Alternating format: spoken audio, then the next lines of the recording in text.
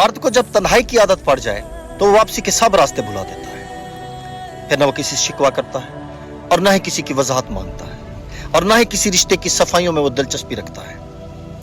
फिर वो खामोशी को अपना हमराज बना लेता है और सन्नाटे से वो दोस्ती कर लेता है। अब वो रातों को जागता भी है मगर नींद का शिकवा नहीं करता।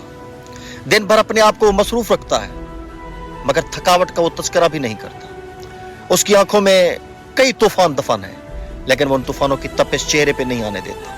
उसे जिंदगी से शिकवे तो होते हैं मगर वो किस्मत से बहस नहीं करता। वो दुनिया से दूर हो जाता है मगर खुद से करीब तर होता चला जाता है। फिर उसे न रिश्तों की कमी महसूस होती है, न अपनों की बेरुखी का दुख होता है। वो हमेशा उस जगह से हट जाता है जहां उसकी मौजूदगी को जरूरी ना समझा गया हो। वक्त के साथ साथ वो बहुत कुछ सीख लेता है, लोगों को खोना। फिर वो मर्द लोगों का सहारा नहीं मांगता बल्कि खुद किसी का सहारा बन जाता है, क्योंकि वो जान चुका होता है कि दर्द जब आदत बन जाए तो दवा की तलाश बेकार हो जाती है।